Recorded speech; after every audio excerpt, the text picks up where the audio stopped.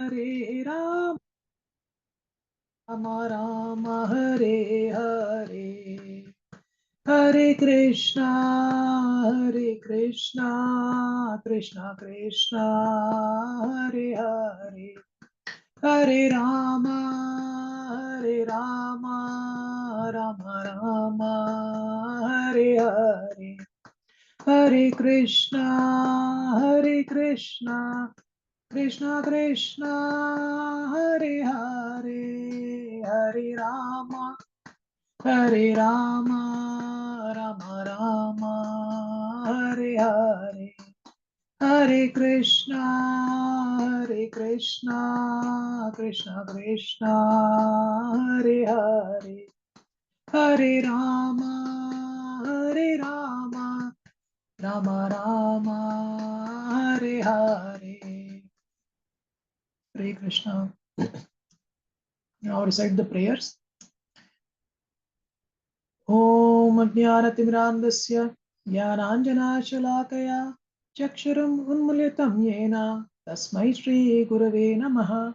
Shri Chaitanya Manobhishtam Sthapitam Yena Bhutale Swayam Rupa Kada Mahyam Dadati Swapadantikam Vandeham Shri Guroh Shri Yutapada Kamalam Shri Gurun Vaishnavamscha Shri Rupam Sagarajata Sahagana Raghunathanvitam Tam Sajivam Sadvaitam Savadutam Parijana Sahitam Krishna Chaitanya Devam Shri Radha Krishna Padan Sahagana Lalita Shri Vishakhanvitamscha He Krishna Karuna Sindhu Deenabandhu Jagatpate Gopesha Gopika Kanta Radha Kanta Namostute Tapta Kanchana Gaurangi Radhe Vrindavaneshwari Vrishabhanu Sute Devi Pranamami Hari Priye Vancha Kalpatarubhyascha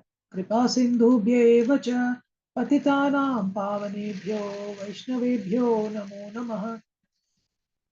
जय श्री कृष्ण चैतन्य प्रभु नित्यानंद श्री अद्वैता गदाधारा श्रीवासादि गौर भक्त वृंदा हरे कृष्णा कृष्णा कृष्णा हरे हरे हरे रामा राम रामा हरे हरे हरे कृष्णा कृष्णा कृष्णा हरे हरे हरे रामा राम रामा हरे हरे हरे कृष्णा कृष्णा कृष्णा हरे हरे हरे रामा हरे हरे। ओम नमो भगवते सुदेवाय। ओम नमो भगवते वासुदेवाय। ओम नमो भगवते वासुदेवाय। नारायणं नमस्कृत्य नरं चैव नरोत्तमं देवीं सरस्वतीं व्यासं ततो जयं जोदीरये। नष्टप्रायेषु भद्रेषु नित्यं भागवत सेवया भगवती उत्तमश्लोके भक्तिर्भवति नैष्टिकी। कृष्णाय वासुदेवाय देवकी नन्दनाय च नन्दगोपकुमाराय गोविन्दाय नमो नमः। नमः पङ्कजनाभाय नमः पङ्कजमालिने नमः पङ्कजनेत्राय नमस्ते पङ्कजाङ्ग्रहे। नमो महावदन्याय कृष्णप्रेमप्रदायते कृष्णाय कृष्णचैतन्य नाम्ने गौरकृषे नमः। नमो ब्राह्मण्यदेवाय गोब्राह्मणहिताय च जगद्दिताय कृष्णाय गोविन्दाय नमो नमः। नमो ओं विष्णुपादाय कृष्णप्रेष्ठाय भूतले श्रीमते भक्तिवेदान्त स्वामिनिति नामिने। नमस्ते सारस्वते देवे गौरवाणी प्रचारिणे निर्विशेष शून्यवादी पाश्चात्य देशतारिणे। जय श्री कृष्ण चैतन्य प्रभु नित्यानंद श्री अद्वैता गदाधारा श्रीवासादि गौर भक्तवृंदा। हरे Krishna Krishna Krishna Hare Hare Hare Rama Ram Ram Hare Hare Hare Krishna Krishna Krishna Hare Hare Hare Rama Ram Ram Hare Hare Hare Krishna Krishna Krishna Hare Hare Hare Rama Ram Ram Hare Hare. Mukam karoti vachalam pangum langayate yatkripātamaham vande Sri Gurun Dīnataranam Paramahanam.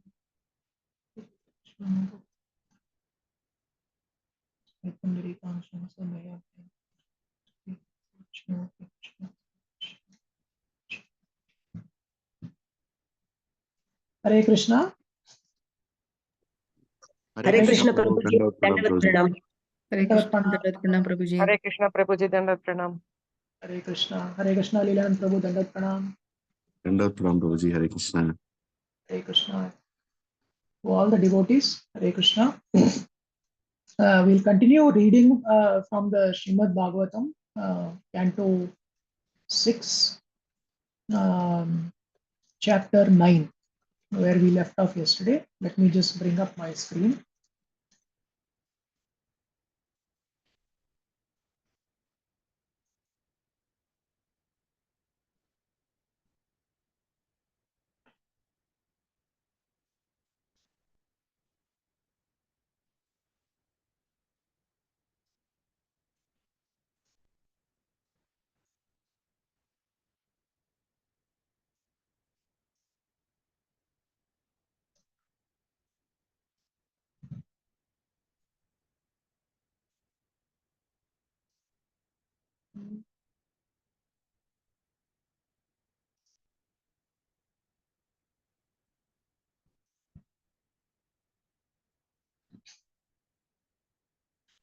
So yesterday we read up till verse number 18.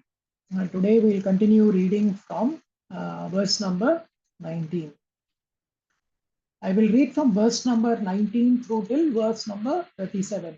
So we are in the chapter of the demon with Vritrasura. So appearance of the demon Vritrasura, and today we'll be discussing about the prayers, the prayers by the demigods to Lord Narayana.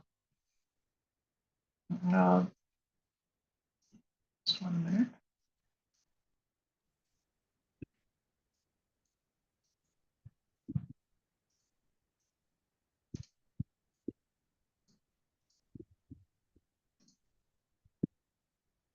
We'll start with text number 19.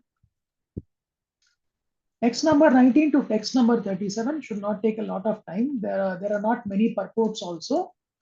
So what we will do is, we'll go through the texts first, and then we can have a short session on reflection.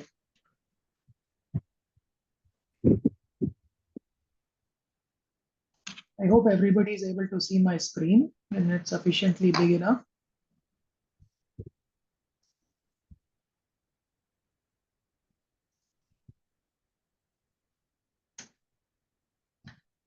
Tam nijagnur abhidrutya sagana vibhudarshaba sway swair divyastra shastraughay sograsatani krits nashaha. Translation: the demigods, headed by Indra, charged the demon with their soldiers, striking him with their own transcendental bows and arrows and other weapons.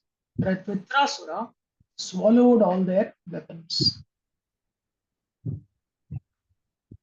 We will read also text number 20 and 21, where we have a purport, and then we'll take a pause.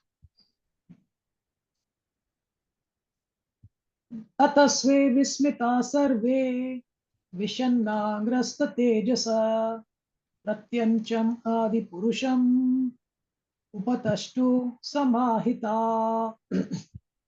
Struck with wonder and disappointment upon seeing the strength of the demon, the demigods lost their own strength. Therefore, they all met together to try to please the super soul, the supreme personality of Godhead, Narayana, by worshipping him. Text 21. Sri Deva Uchu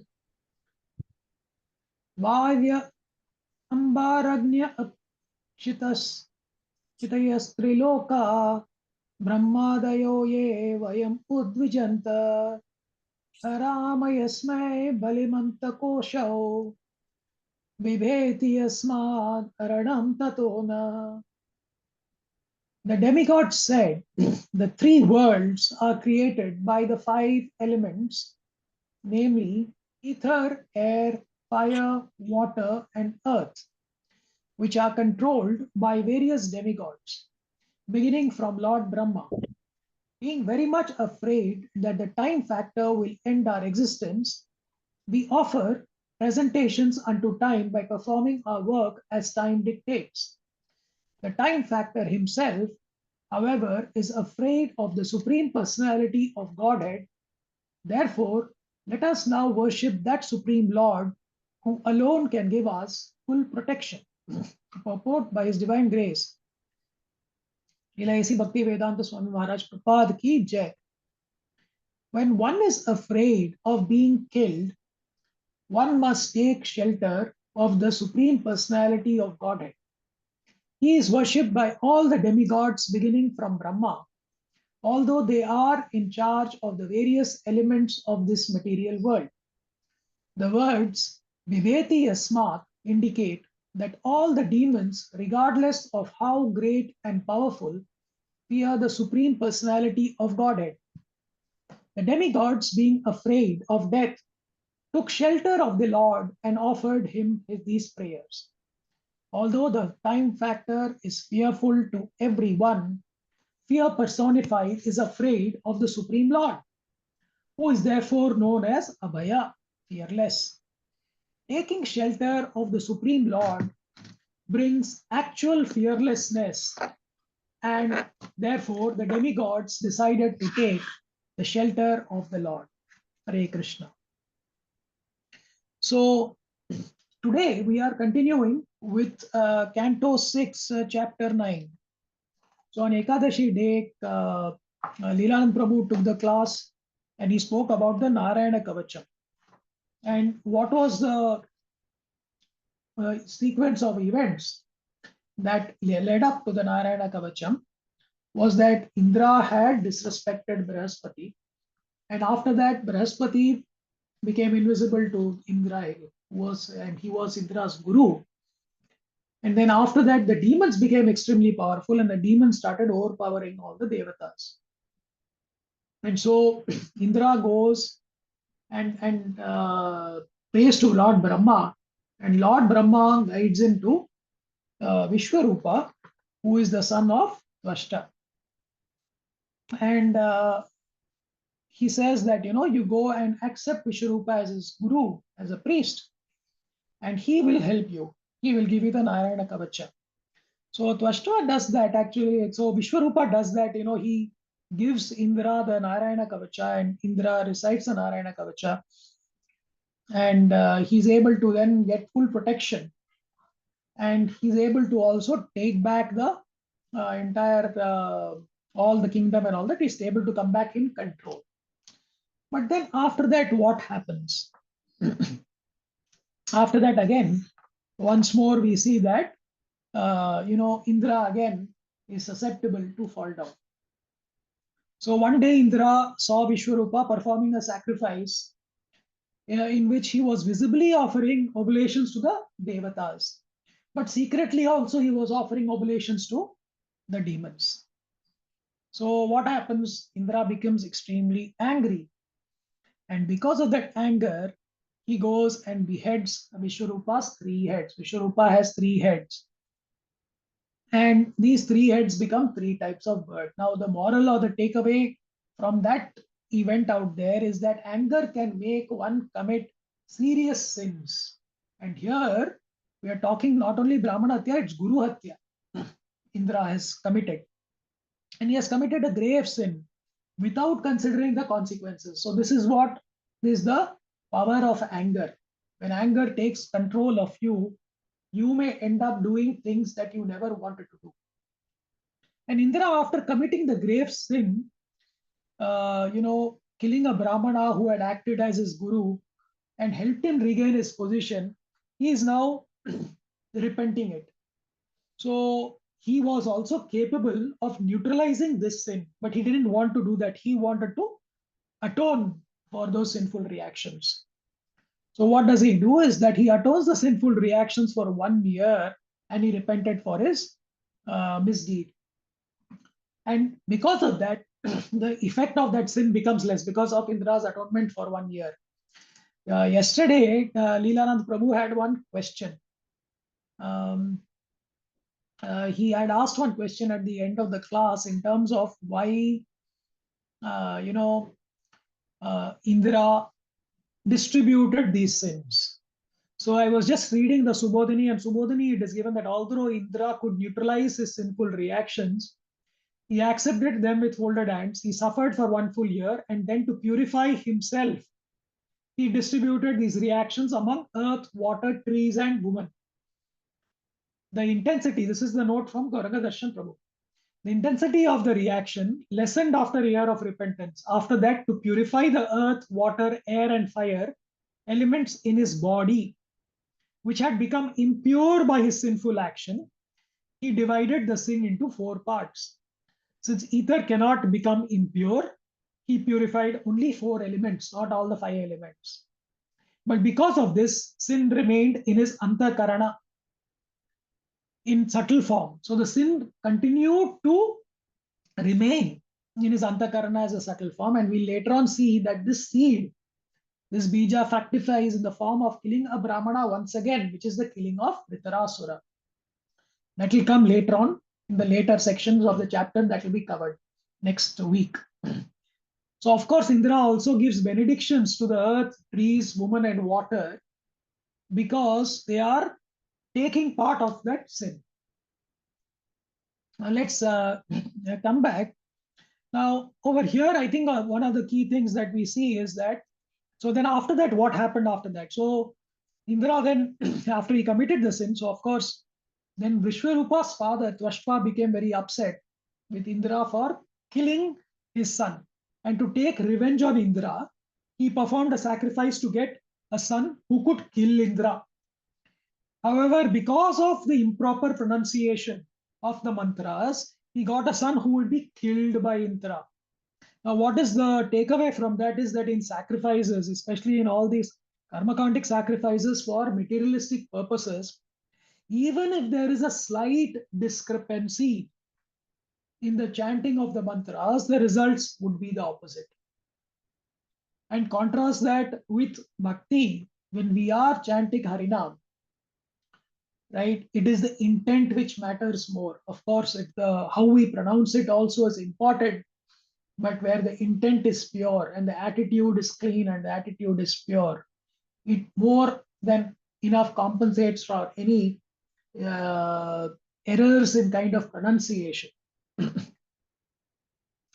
So, and from Tvashpa's sacrificial fire appeared Vritrasura. So this was this fearful demon, huge guy who looked like destroyer of the entire creation. He appears. And how was his appearance? He was tall, he was blackish, gigantic, and very lustrous. He was shining. He had coppery hair, he had copper hair. He's like a beard and hair was copper. He was tall, blackish, gigantic. He had a hair, beard, mustache, all copper in color. Just you can imagine someone has applied mehendi. We see mehendi beards and mehendi hair. Similar, this person had copper hair, copper beard, copper mustache. His eyes were burning red like charcoal fire, and he held a blazing trident in his hand. He shouted in a loud voice and made the earth tremble as if from an earthquake. And as he yawned, he seemed to swallow the sky with his cave-like mouth. He seemed to be licking up the stars with his tongue and eating the entire universe with his long, sharp teeth. Seeing this gigantic demon, everyone ran in all different directions in great fear. Because he covered all the planets, he was named Vritrasura, one who covers everything. Now,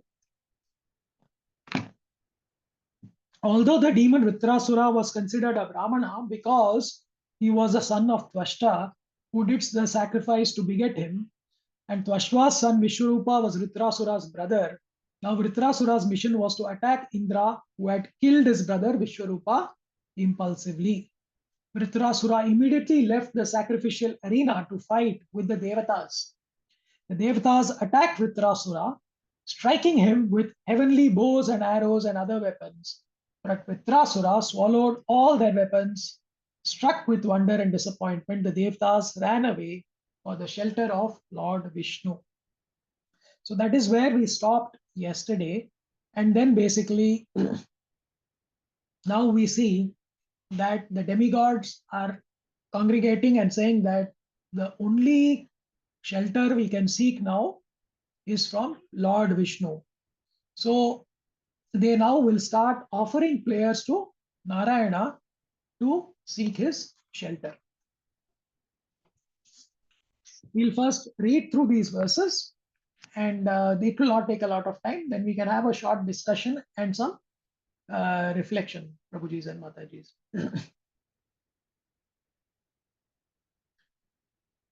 Does someone want to read the verse and the translation and the purport? Hare Krishna Prabhuji. I will try Prabhuji. Yes, Hare Krishna Mataji. Yes, please. Text 22. Srila Prabhupada ki jai. Avismitam tam paripurnakam kamam svenaiva labhane samam prasantam vinoparas pasrate aparam hi balisha swa langulule atitarati sindhum. Translation: free from all material conceptions of existence and never wonderstruck by anything, the Lord is always jubilant and fully satisfied by his own spiritual perfection. He has no material designations and therefore he is steady and unattached. That Supreme Personality of Godhead is the only shelter of everyone. Anyone desiring to be protected by others is certainly a great fool who desires to cross the sea by holding the tail of a dog. Purport: a dog can swim in the water, but if the dog dives in the ocean and someone wants to cross the ocean by holding the dog's tail, he is certainly fool number one. A dog cannot cross the ocean, nor can a person cross the ocean by catching a dog's tail.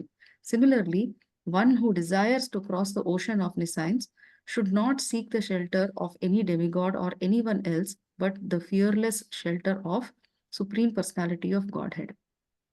Srimad Bhagavatam 10.14.58. Therefore says,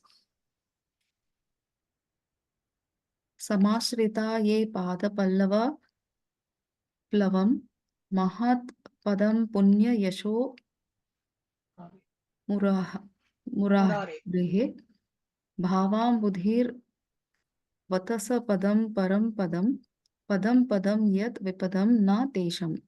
The lotus feet, the Lord's lotus feet are an indestructible boat, and if one takes shelter of that boat, he can easily cross the ocean of nescience. Consequently, there are no dangers for a devotee, although he lives within the material world, which is full of dangers at every step. One should seek the shelter of all powerful instead of trying to be protected by one's own concocted ideas. Hare Krishna. Hare Krishna. So there is one image that is there. Actually, I'll just try to pull out that picture. 1 minute. Here, if you can see it, that Gauranga Darshan Prabhu shares in his presentation of a dog that is in an ocean. So dogs, of course, know how to swim, but in an ocean, when you are caught in an ocean, it's unlikely that the dog will be able to swim in an ocean, right? And but more so, I think you'll have some people who might end up catching the dog's tail, thinking that the dog knows how to swim. Let me hold on to the dog's tail, and I'll be able to survive in this ocean. That's a big fallacy. That never happens. And in today's Kali Yuga, we see this actually. This is seen more whenever we fall into challenges or difficulties. We try to hold on to those straws of grass. And these could be very, very weak straws. They're not even strong ropes to hold on to. we just cling on to straws. If some calamity is coming, somebody tells us that, oh, you spent 50,000 rupees and do this, I will do this yagna for you, I will do a homam for you, and everything will become all right. And these are but just straws that we are clinging on to without having this consciousness that in this ocean of nescience, we are bound to drown. And as rightly put forward by Srila Prabhupada in the purport, he says that one should seek shelter of the all-powerful instead of trying to be protected by one's own concocted ideas. We'll continue reading. Oops, it's going too fast.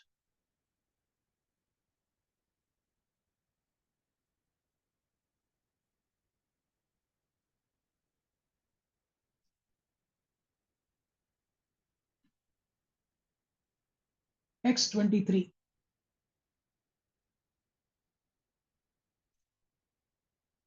Yasyoru shringe jagatim swanabham manuryatha badhya tatara durgam sa eva nastvashtra bhaya durantat trata vari charupi nunam. The Manu named King Satyavrata formerly saved himself by tying the small boat of the entire world to the horn of the Matsya Avatara, the fish incarnation. By the grace of the Matsya Avatara, Manu saved himself from the great dangers of the flood. That same fish incarnation save us from the great and fearful danger caused by the son of Tvasha. So here now they will be recalling all the incarnations of the Lord one by one. In the next verse, in text 24, they say, in the beginning of creation, a tremendous wind caused fierce waves of inundating water. The great waves made such a horrible sound that Lord Brahma almost fell from his seat on the lotus into the water of devastation. But he was saved with the help of the Lord. Thus, we also expect the Lord to protect us from this dangerous condition. When we are in this material world, of course, we are not able to see the Lord. That was also the situation of Brahma when he was born.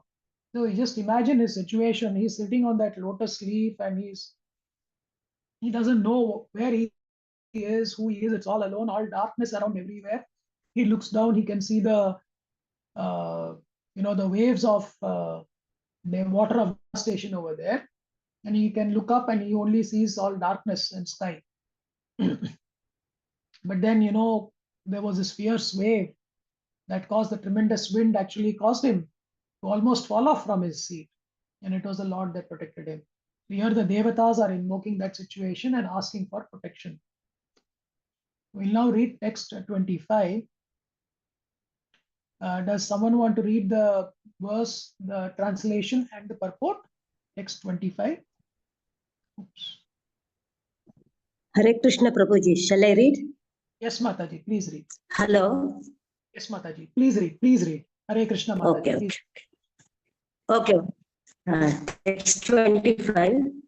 Yayeka isho nijamayayanaha sasarjaye nanu srujam vishvam vayam nayasyapi puraha samihataha pashyam lingam pruthagisha.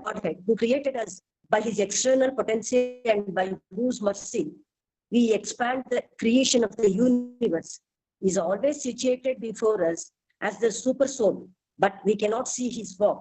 We are unable to see him because all of us think that we are separate and independent gods. Purport.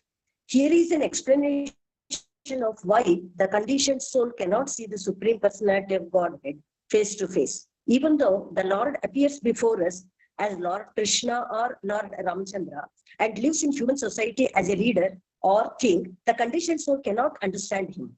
Avajanati ma mudha manusham tanum ashritam. Rascals, moodhouse, deride the Supreme Personality of Godhead, thinking him an ordinary human being. However, insignificant we are. However insignificant we are, we think that we are also God, that we can create a universe or that we can create another God. This is why we cannot see or understand the Supreme Personality of Godhead.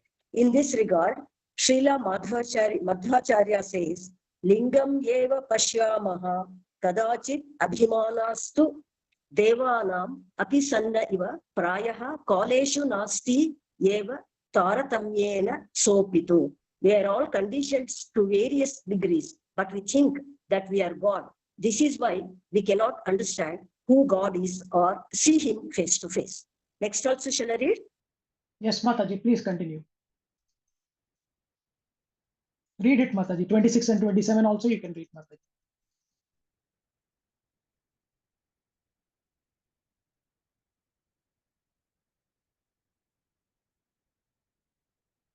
Mataji, we can't hear you. You're on mute.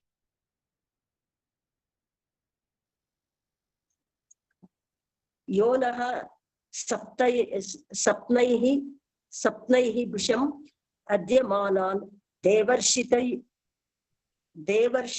triyan nrushunitya eva krutavatarasta anubhihi swamayaya krutvatma sat pati yuge cha tameva devam vayamatma daivatam param pradhanam purusham vishwamanyam vrajam sarve sharanam sharanyam swanam sano dhasyati sham mahatma. Translation: by his inconceivable internal potency, the Supreme Personality of Godhead expands into various transcendental bodies as Vamanadeva, the incarnation of strength among the demigods, Parashurama, the incarnation among saints, Nrasimhadeva and Varaha, incarnations among animals, and Matsya and Kurma, incarnations among aquatics. He accepts various and among human beings. He especially appears as Lord Krishna and Lord Rama. By his causeless mercy, he protects the demigods who are always harassed by the demons. He is the supreme worshipable deity of all living entities. He is the supreme cause, represented as the male and female creating energies. Although different from this universe, he exists in his universal form, Virat Rupa. In our fearful condition, let us take shelter of him, for we are sure that the Supreme Lord, the Supreme Soul, will give us his protection. Purport. In this verse, the Supreme Personality of Godhead, Vishnu, is ascertained to be the original cause of creation. Sridhara Swami, in his commentary, Bhavartha Deepika, replies to the idea that Prakriti and Purusha are the causes of the cosmic manifestation. As stated herein, Param Pradhanam Purusham Vishwam Animam and Anyam. He is the supreme cause, represented as the male and female creative energies. Although different from this universe, he exists in his universal form, Virat Rupa. The word Prakriti, which is used to indicate the source of generation, refers to the material energy of the Supreme Lord, and the word Purusha refers to the living entities who are the superior energy of the Lord. Both the Prakriti and Purusha ultimately enter the Supreme Lord, as stated in Bhagavad Gita, Prakritim yanti mamikam. Although Prakriti and Purusha superficially appear to be the causes of the material manifestation, both are emanations of different energies of the Supreme Lord.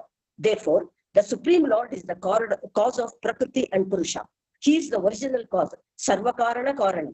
The Naradiya Purana says, Avikaropi Paramaha, Prakritistu Vikarini,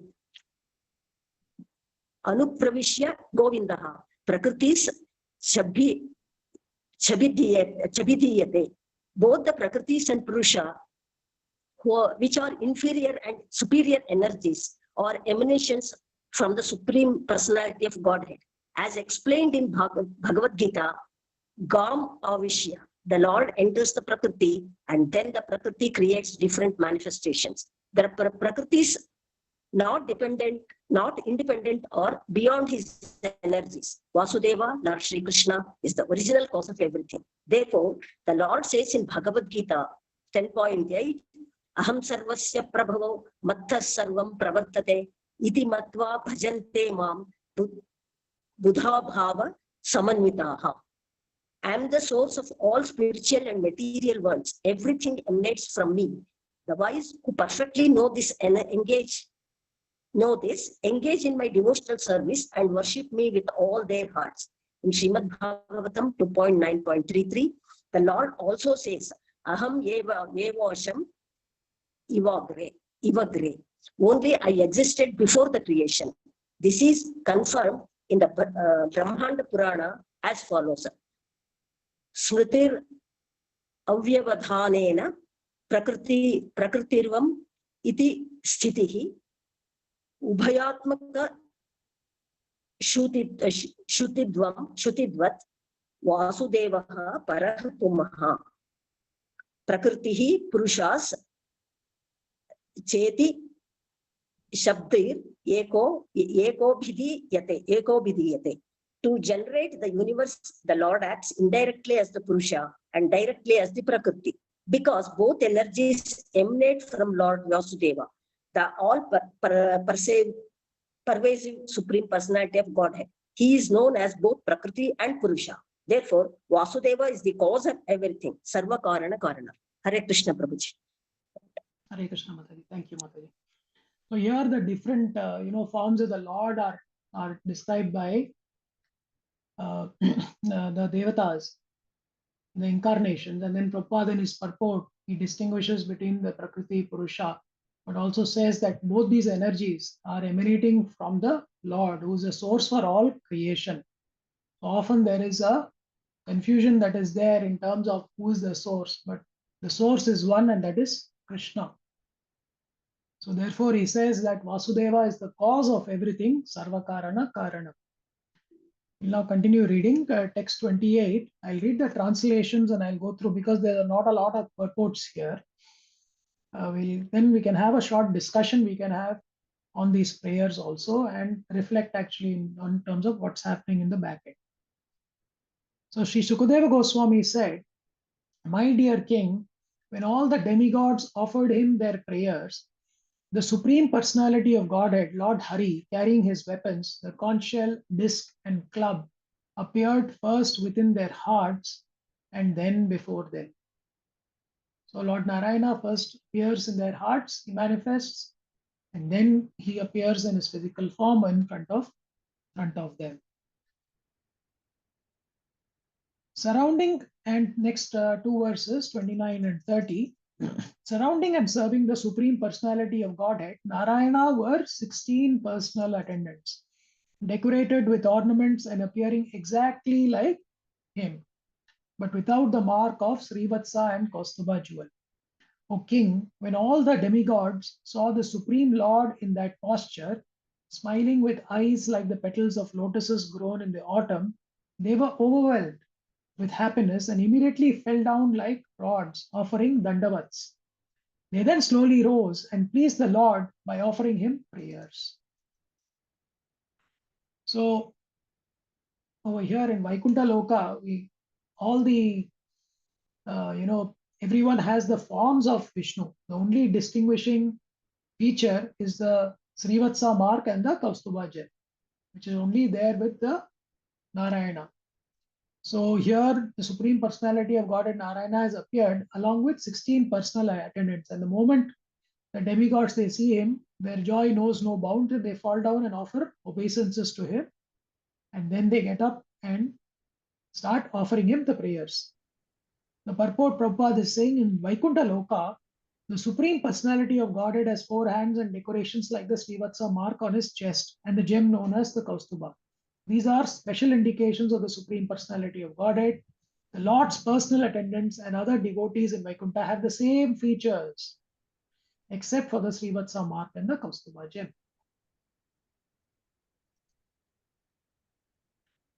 Text 31. Now the Devatas now begin to, they start speaking now in terms of they offer the prayers. The demigod said, "O Supreme Personality of Godhead, you are competent to give the results of sacrifice, and you are also the time factor that destroys all such results in due course. You are the one who releases the chakra to kill the demons. O Lord, who possesses many varieties of names, we offer our respectful obeisances unto you." Text 32. O Supreme Controller, you control the three destinations: promotions to the heavenly planets, birth as a human being, and condemnation in hell. Yet your supreme abode is Vaikuntha Dhamma. Since we appeared after you created this cosmic manifestation, your activities are impossible for us to understand. We therefore have nothing to offer you but our humble obeisances. So they are kind of being submissive over there and are showing their ignorance, and therefore are requesting the Lord over here and saying that, your activities are impossible for us to understand. Nobody can understand the Lord's activities. The purport, Srila Prabhupada says, an inexperienced man generally does not know what to beg from the Supreme Personality of Godhead. Everyone is under the jurisdiction of the created material world, and no one knows what benediction to ask when praying to the Supreme Lord. People generally pray to be promoted to the heavenly planets because they have no information of Vaikuntha Loka, which is actually above the heavenly planets. Sri Madhvacharya quotes the following verse: Devalokat Pitralokat Nirayat Chapi Yat Param Tis Ribhya Paramam Sthanam Vaishnavam Vidusham Gatihi. There are different planetary systems known as Devaloka, the planet of the demigods, Pitraloka, the planet of the Pitas, and Niraya, the hellish planets. When one transcends these various planetary systems and enters Vaikuntha Loka, he achieves the ultimate resort of the Vaishnavas. Vaishnavas have nothing to do with the other planetary systems.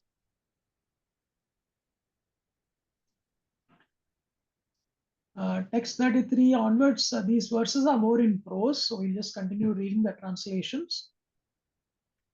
They say, O Supreme Personality of Godhead, O Narayana, O Vasudeva, original person, O most exalted person, supreme experience, welfare personified, O supreme benediction, supremely merciful and changeless, O support of the cosmic manifestation, sole proprietor of all planetary systems, master of everything, and husband of the goddess of fortune, your lordship is realized by the topmost sannyasis who wander about the world to preach Krishna consciousness.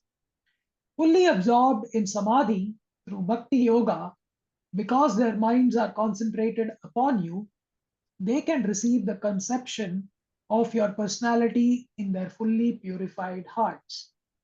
When the darkness in their hearts is completely eradicated, you are revealed to them. The transcendental bliss they enjoy is the transcendental form of your lordship. No one but such persons can realize you. Therefore, we simply offer you our respectful obeisances. Purport: the Supreme Personality of Godhead has numerous transcendental names pertaining to different grades of revelation to various grades of devotees and transcendentalists. When he is realized in his impersonal form, he is called the Supreme Brahman. When he is realized as the Paramatma, he is called Antaryami. And when he expands himself in different forms for material creation, he is called Shirodakshaya Vishnu, Garbhodakshaya Vishnu, Karanodakshaya Vishnu. When he is realized as Vasudeva, Sankarshana, Pradyumna, and Aniruddha, the Chaturvyuha, who are beyond the three forms of Vishnu, he is the Vaikuntha Narayana. Above realization of Narayana is realization of Baladeva. And above that is the realization of Krishna.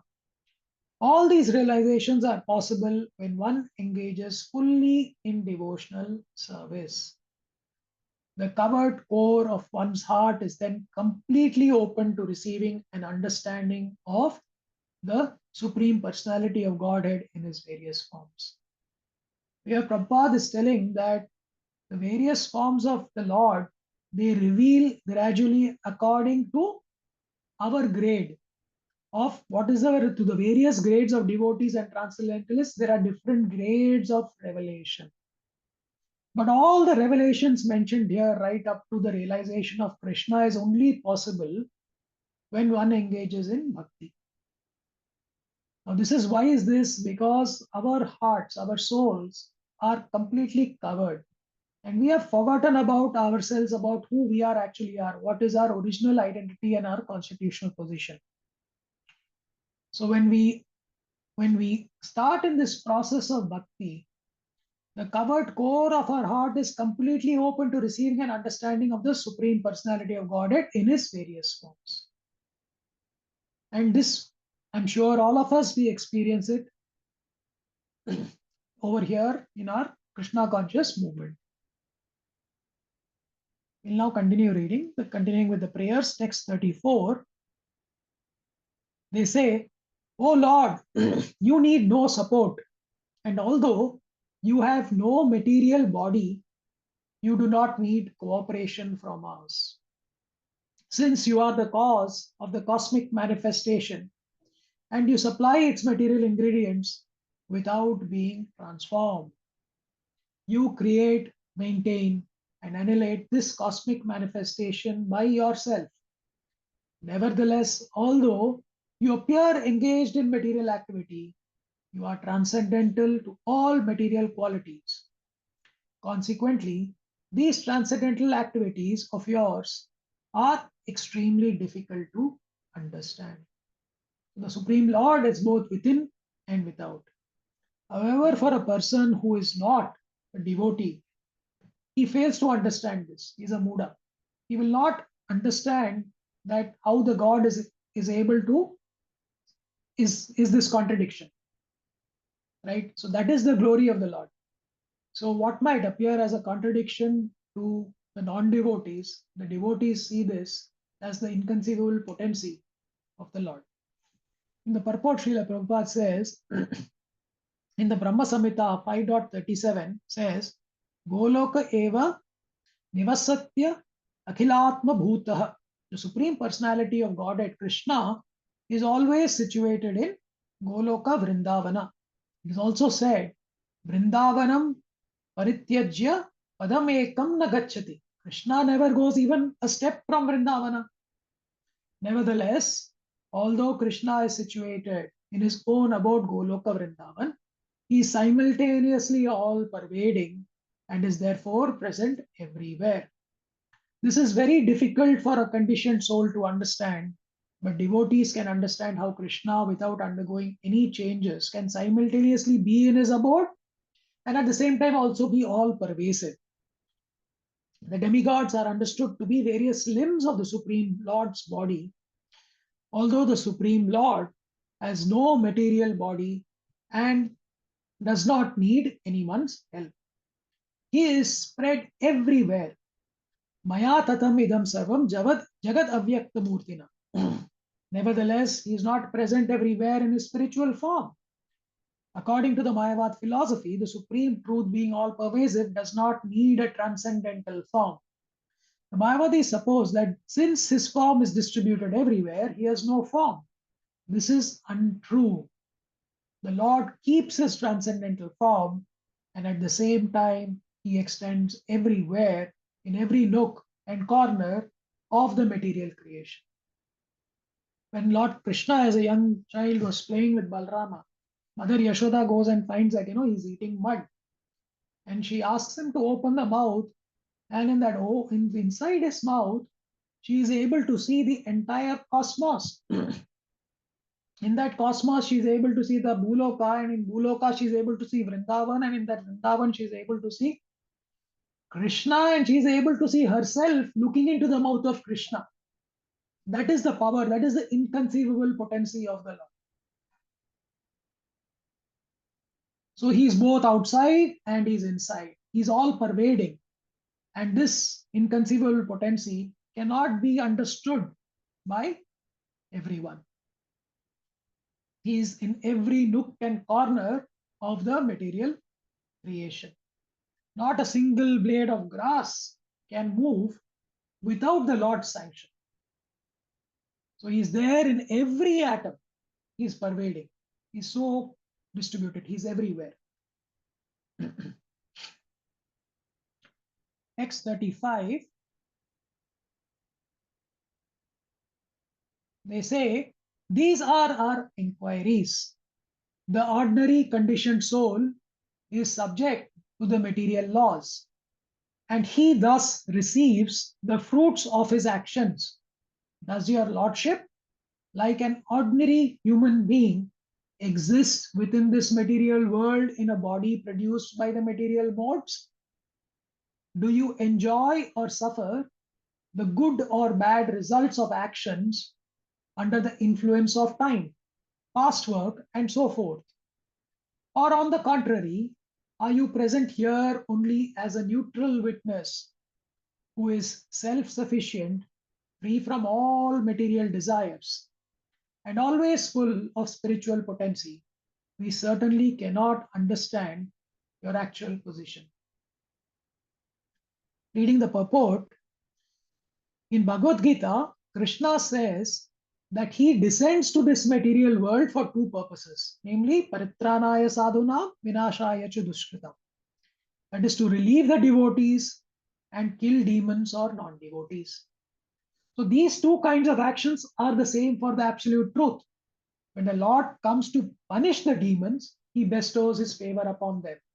And similarly, when he delivers his devotees and gives them relief, he also bestows his favor. So when he is killing anyone, all of them are also getting the Sarupya Mukti. They are getting liberated. And the case is also with his devotees when he gives relief. So thus the Lord bestows his favor equally upon the conditioned souls. When a conditioned soul gives relief to others, he acts piously. And when he gives trouble to others, he acts impiously. But the Lord is neither pious nor impious. He is always full in his spiritual potency, by which he shows equal mercy to the punishable and protectable. So I'll read this one again, this line again. It's a very important line. When a conditioned soul gives relief to others, he acts piously. And when he gives trouble to others, he acts impiously. But when the Lord does this, he is neither pious nor impious. He is always full of his spiritual potency, by which he shows equal mercy to those who are punishable and to the protectable. So when we are going as devotees, when we are going through difficulties, that is also the Lord's mercy. Because nothing is happening without his sanction. We need to keep reminding ourselves that nothing is happening without his sanction. And that is also his mercy, his way of purifying us. The Lord is apapa viddham. He is never contaminated by the reactions of so-called sinful activities. When Krishna was present on this earth, he killed many inimical non-devotees, but they all received sarupya. In other words, they returned to their original spiritual bodies. One who does not know the Lord's position says that God is unkind to him, but merciful to others. Actually, the Lord says in Bhagavad Gita 9.29, Samoham sarva bhuteshu name dveshyosti na priyaha. I am equal to everyone. No one is my enemy and no one is my friend. But he also says, Ye bhajanti tumam bhaktya mahi te teshu chapyaha. If one becomes my devotee and fully surrenders unto me, I give him special attention. So that special attention is reserved for the devotee who has fully surrendered unto him. And full surrender, we have examples also of this. What is full surrender? In Mahabharata, when Draupadi, the Vastrana was happening, she approached Bhishma, she approached Drona, she approached the Pandavas, all the courtiers there. Nobody was able to come and help her. Till she finally raised her hands up and she called out to Krishna. She was fully surrendered, and that's when Krishna gave her unlimited cloth. And he started paying special attention. That's the kind of surrender that we need to have. We got 2 more verses, and then we can have a short discussion for around 20 minutes. Next, 36. O Supreme Personality of Godhead, all contradictions can be reconciled in you. O Lord, since you are the Supreme Person, the reservoir of unlimited spiritual qualities, the Supreme Controller, your unlimited glories are inconceivable to the conditioned souls. Many modern theologians argue about right and wrong without knowing what is actually right. Their arguments are always false and the judgments inconclusive because they have no authorized evidence with which to gain knowledge of you. Because their minds are agitated by scriptures containing false conclusions, they are unable to understand the truth concerning you. Furthermore, because of polluted eagerness to arrive at the right conclusion, the theories are incapable of revealing you, who are transcendental to the material conceptions. You are one without a second, and therefore in you contradictions like doing and not doing, happiness and distress are not contradictory. Your potency is so great that it can do and undo anything as you like. With the help of that potency, what is impossible for you? Since there is no duality in your constitutional position, you can do everything by the influence of your energy. Purport. The Supreme Personality of Godhead, being self-sufficient, is full of transcendental bliss, Atma Rama. He enjoys bliss in 2 ways: when he appears happy and when he appears distressed. Distinctions and contradictions are impossible in him because only from him they have emanated. The Supreme Personality of Godhead is the reservoir of all knowledge, all potency, all strength, opulence, and influence. There is no limit to his powers. Since he is full in all transcendental attributes, nothing abominable from the material world can exist in him. He is transcendental and spiritual, and therefore conceptions of material happiness and distress do not apply to him. We should not be astonished to find contradictions in the Supreme Personality of Godhead. Actually, there are no contradictions. That is the meaning of his being supreme. Because he is all powerful, he is not subject to the conditioned soul's argument regarding his existence or non existence. He is pleased to protect his devotees by killing their enemies. He enjoys both the killing and the protecting. Such freedom from duality applies not only to the Lord, but also to his devotees. In Vrindavana, the damsels of Rajabhumi enjoy this transcendental bliss in the company of the Supreme Personality of Godhead, Krishna. And they feel the same transcendental bliss in the separation when Krishna and Balrama leave Vrindavan for Mathura.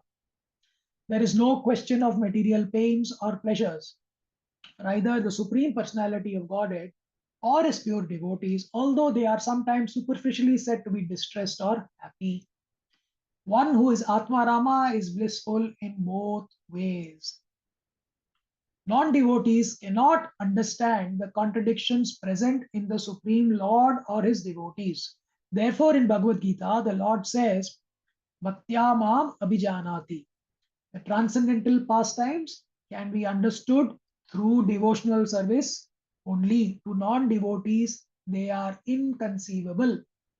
Achintya khalu ye bhava natams tarkena yojaye.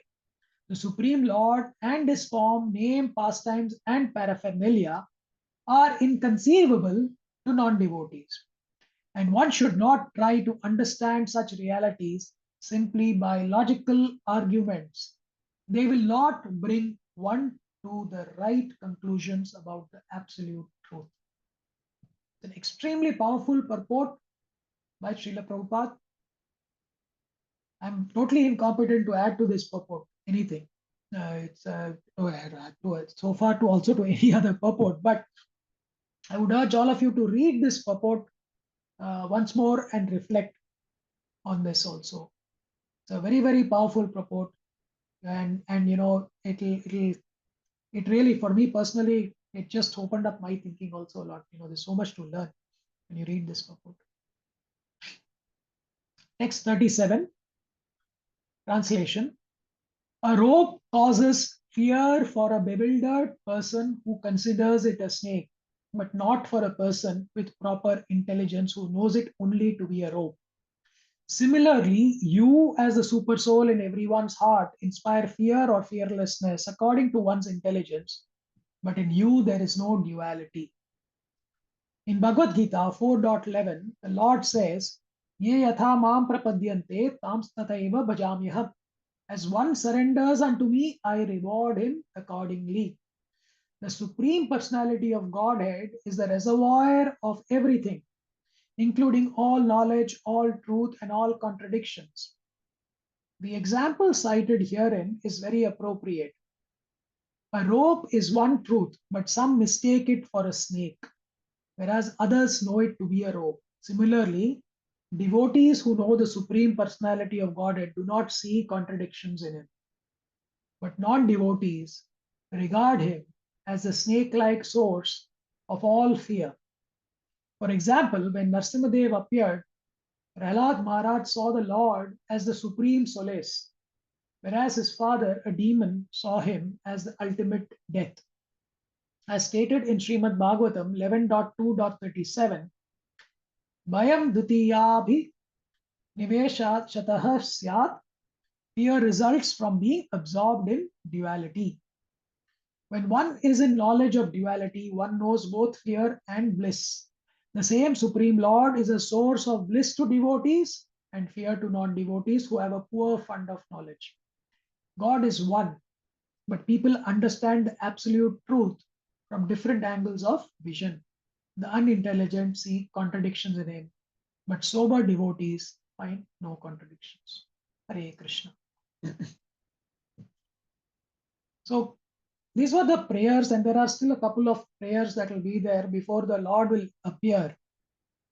And he will then express himself. And he will see the material nature also of these prayers.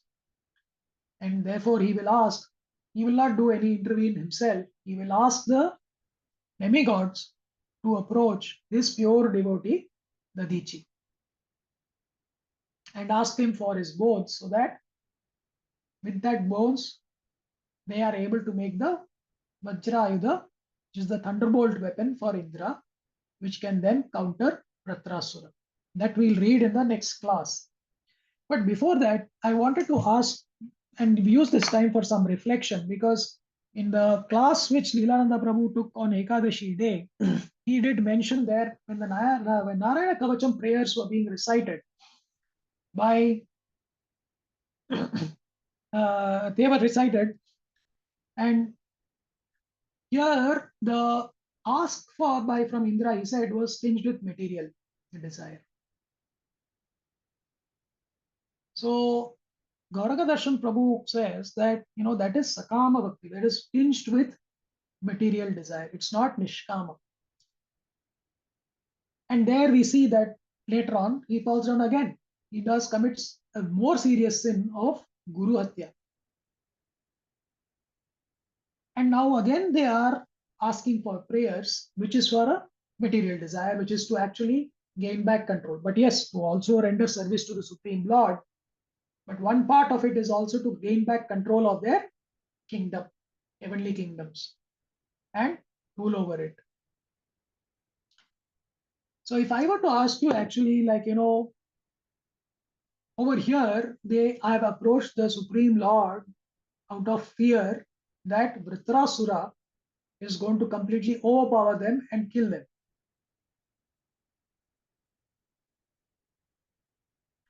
As a devotee, what is your biggest fear? What is your biggest fear? Hare, Anyone? Hare Krishna, Prabhu. forgetful of Krishna is the biggest fear of a devotee. Haribol. Absolutely, Prabhu. That we will forget Krishna. So I was listening to one of the lectures, and in that lecture, there was a reference that was given of this Mataji. I'm sure you must have heard about this Mataji. Her name is Hladini Devi. Has anyone heard about her? So there is this article that is there on ISKCON Desire Tree. I won't read through this article, but I thought that I'll just put up the image so that you can at least see the image of the devotee over there, the pure devotee. So she was born in America as Linda Jury.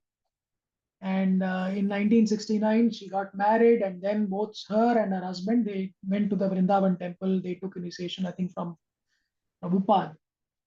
She got initiated, and her name was Ladini Devi. And then later, she took on a lot of services, which included going to countries like Liberia, which is a war-torn nation completely in Africa.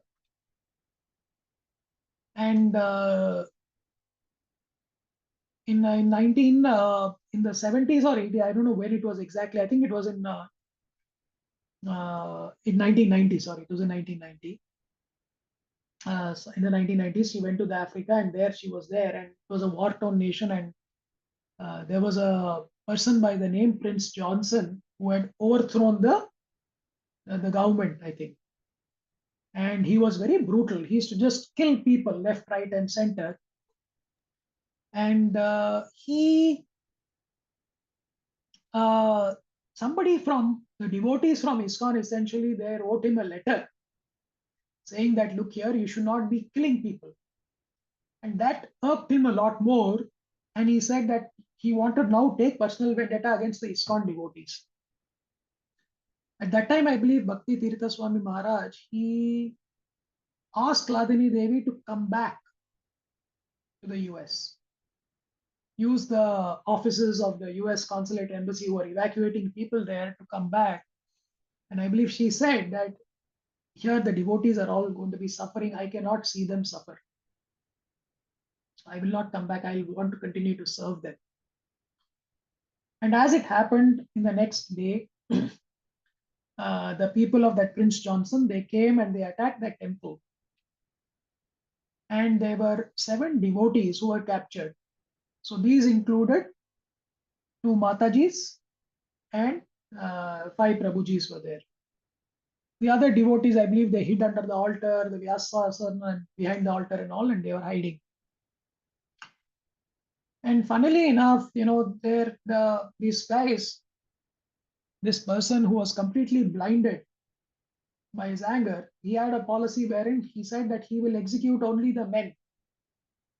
And the woman, he said he will marry and they will convert or something like that. So they bought out the men to execute them first. And when they were about to shoot the men, Ladini Devi, I believe, she jumped up, went and fought with this man, taking the name of Krishna, and said that these are all Krishna's devotees. I cannot see them die. And then they shot her first. She said that I prefer to die first. And they shot her. And she died. She gave up her life. Yeah, I think the other Mataji, they escaped. And the other Prabhujis were unfortunately also killed. They were shot dead. And later on in the next day morning, they saw her body was floating in the river. So why did she say that, she doesn't want to see the other devotees get shot dead? Anyone? Hare Krishna. So Radhanath Maharaj says that he got a letter just before this incident happened. he got a letter from Ladini Mataji saying that her biggest fear is that she will commit a Vaishnava Aparadha. And for her to stay there and stand there and observe another Vaishnava getting killed in front of her was a serious Vaishnava Aparadha which she said she cannot commit. And she took, taking Krishna's name, she gave up her life. So this story is quite inspiring, very inspiring in terms of how selfless she was and the service she rendered to Vaishnavas and to Prabhupada. But just coming back to the question I asked, and Santoshaditya Prabhu correctly said, forgetfulness. We don't ask for material benedictions. We don't ask for material desires. We don't want to forget. We ask, the benediction we ask is always remember Krishna, never forget Krishna. There's another story. This is more recent. And there was an incident in the UK wherein one Mataji, she was an orphan. And she didn't know who her parents were. And they took the use of technology. And I think this similar story has also happened in Australia, where they traced back the parents to India of one lady. I think there was a movie that was made on it also. So this Mataji's parents were then traced back. Mother was traced back to South Africa. So the mother, I believe, had given birth to a child out of wedlock when she was not an adult and not even married. And so her parents had taken away the child and had given it away in an orphanage. And that child somehow reached UK and grew up. And then they started this search. And finally, they got reunited. And when they got reunited, Maharaj says that, the scene was so heart-wrenching and so moving. The mother, of course, knows that the child she gave birth to, and she didn't know whether the child would survive. She sees the child, and the child is seeing the mother for the first time. And they both break down and cry inconsolably. They are crying. And he says that, what will be the situation when Krishna sees you? When Krishna, you come face to face with Krishna, how will that situation be? Because he is your Supreme Father. He is the source from whom all of us have come. How happy he is going to be, and what are the tears of joy that are going to be flowing on both the sides? Can we even imagine that moment? Can we visualize that moment? Right? That is so precious. And how do we get there? Right? And this is where it comes to it essentially, is that, they say that the name, fame, forms, pastimes, and glories of Krishna are non-different from him. Right? And when we chant, chanting is a way for us to get closer to Krishna. So when we chant the name of the Lord, what should our attitude be?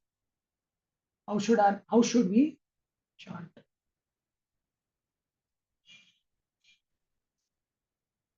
So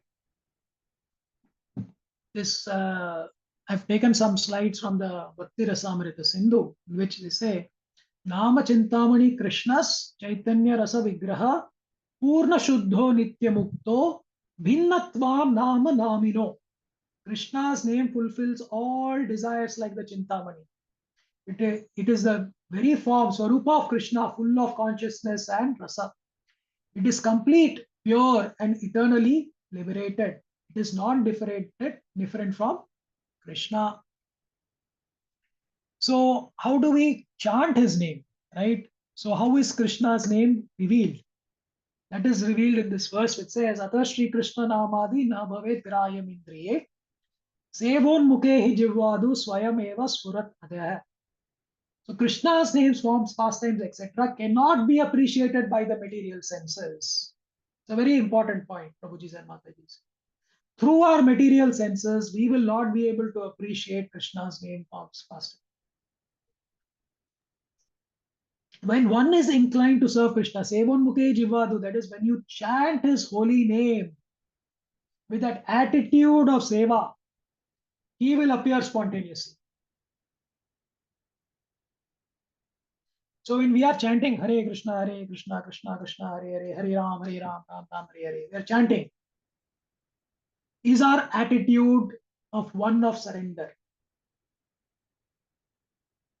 Are we telling, please Krishna, please accept me.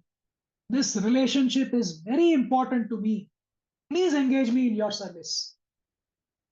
Are we with that constant move always, having that mood always? If not, it is futile chanting that we are doing. Sachinandana Swami says that it is like a capsule without any medicine. Yes, the name has the power to purify. They say when you chant the name, when you hear the holy name, it goes inside, it purifies your heart. But if that is not with this attitude of surrender, Sevon Mukhe, if it's not with that attitude wherein we realize our constitutional position, it is like a capsule which is empty, not efficacious. So there is a story also of Bhaktivinoda Thakur in Kulingram, which was published in the Anand Bazar Patrika, wherein he goes and he rests one day in a house or in a temple. And next day, the villagers come and ask him, you were able to sleep. Did you not get disturbed? There are ghosts over there. And he says that, yeah, the ghosts were there. The ghosts came, but I chanted Hare Krishna. I was chanting and I could be able to sleep very well. The ghost has gone, and I can assure you that he will not come and bother anyone else also who comes to the house. I believe earlier he used to come and throw rocks, boulders, and all that at people. But they were surprised. They said that you chanted Hare Krishna. The ghost, by the way, do you know, is the ghost of the priest of the temple who used to always chant Hare Krishna throughout his life. So then Bhaktivinoda Thakur tells that it is the attitude with which you serve, with which you chant, that makes a difference. Then he asked them, how was this person as a person? And they say, oh, he was a useless guy. So we might chant, 20 years of chanting, which might end up to be of no use, futile. So let's not waste all those opportunities that we have. Let's build that entire attitude that we need to have. Anyabhilashita shunyam, which is with a favorable attitude.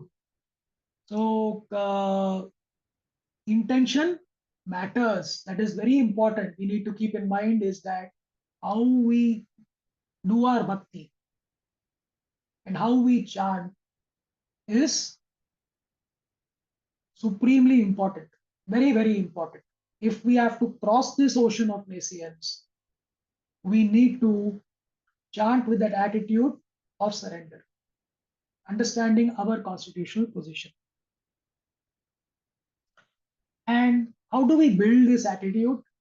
Coming to the final point before we can close and open up for any comments and remarks, is Sangha, association.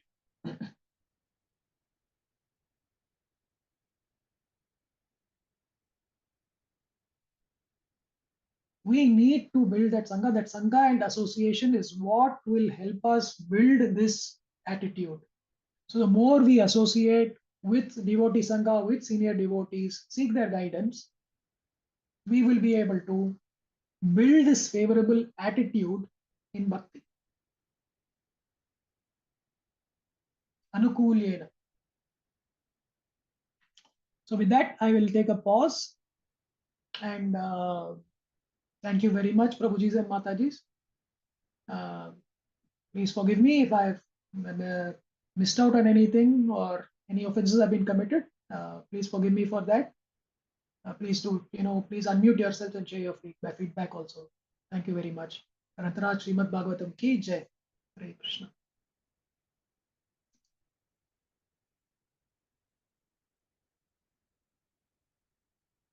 Hare Krishna. Hare Krishna, Prabhuji, Dandavat Pranam. Thank you so much. Thank you, Mataji. Thank you.